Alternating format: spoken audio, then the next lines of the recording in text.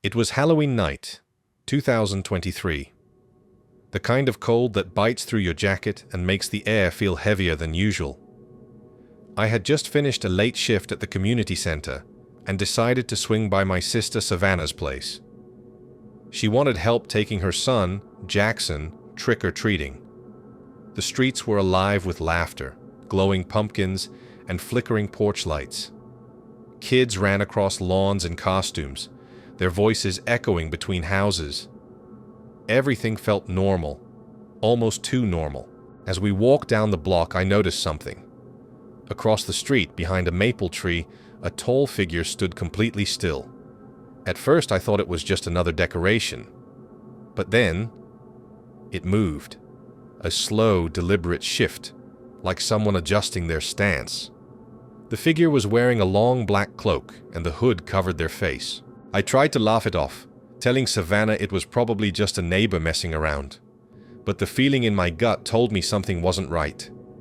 Every time we stopped to knock on a door, I felt eyes on my back. When I finally turned around, the figure was gone. Or so I thought. Half an hour later, as we headed back toward the car, I saw it again. Standing at the end of the street, closer now. The same black cloak, same stillness. Except this time, I could hear footsteps echoing behind us. Slow, heavy, and getting closer. "Get in the car," I told Savannah, trying to sound calm. I pulled the small handgun I kept in my bag and turned toward the figure.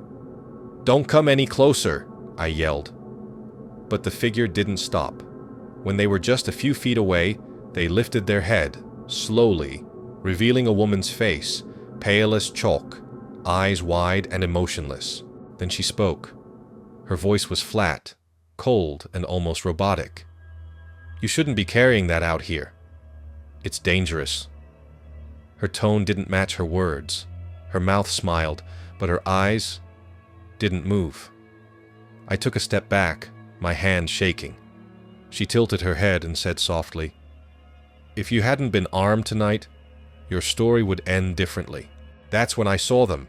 4 other figures stepping out from the dark, all wearing the same cloak. They didn't speak. They didn't move. They just watched. I fired a warning shot into the air. No reaction, not even a flinch. Savannah screamed for me to get in, and I didn't think twice. We sped off, tires screeching on the wet asphalt.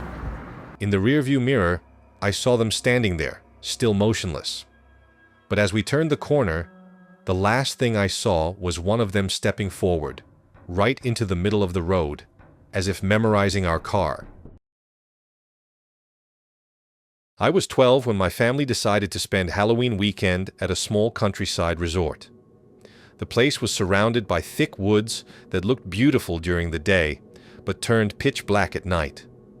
The smell of bonfires and roasted marshmallows filled the air, and laughter echoed from every corner. It was supposed to be the perfect Halloween getaway. That night, we joined the resort's main attraction, a hayride through the woods. Everyone piled onto the wagon, sitting on itchy hay bales while fake skeletons and hanging ghosts swayed overhead. As we rolled deeper into the forest, I saw him. A man standing between the trees, motionless. He wasn't wearing a costume, no mask, just watching. The driver laughed and told us not to worry. It was all part of the show. But when we passed that same stretch again later, he was gone. Still, I couldn't shake the feeling that his eyes were on me.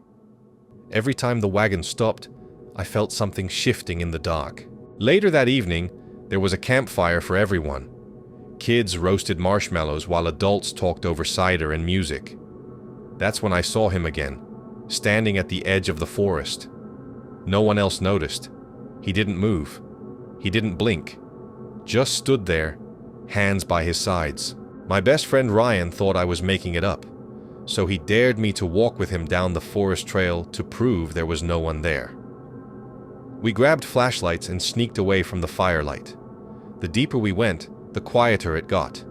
Even the wind seemed to stop. Then, out of nowhere, a voice came from the darkness.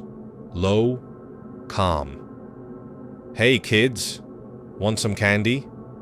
The beam of my flashlight caught him, standing just a few feet away, holding a Reese's bar. His smile was wide, but wrong. His clothes were dirty, his hands shaking. We ran.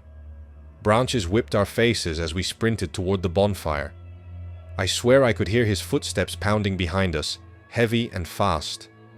When we burst into the clearing, he was gone. Nobody believed us. They said it was just a prank actor.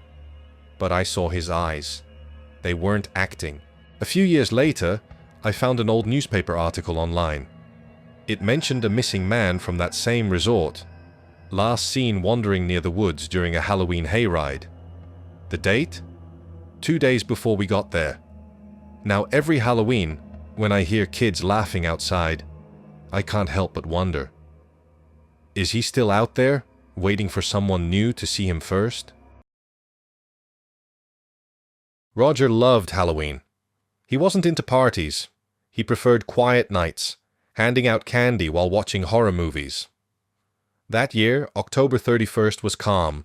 No noise, no visitors after 10 p.m. Just him, his cat, and the glow of his TV. Then came the first knock. 3 slow taps on the side door. He paused the movie and waited. Maybe a late trick-or-treater. When he opened the door, nobody. The porch was empty, just the cold night air. 15 minutes later, another sound. This time at the back door. The handle was moving. Slowly. Roger froze. He turned off the TV. The room went silent except for the soft scrape of metal on metal.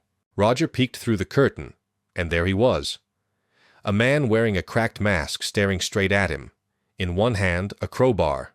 In the other, a bag. Roger whispered into his phone, dialing 911 with shaking hands. Then, glass shattered from the basement window. He grabbed a kitchen knife, heart racing, and locked himself in the hallway. The operator said the police were on the way. Footsteps creaked on the basement stairs. Roger could see the faint beam of a flashlight moving closer. Then, silence. He held his breath. The door slowly opened, and blinding blue and red lights flashed through the window. They caught the man.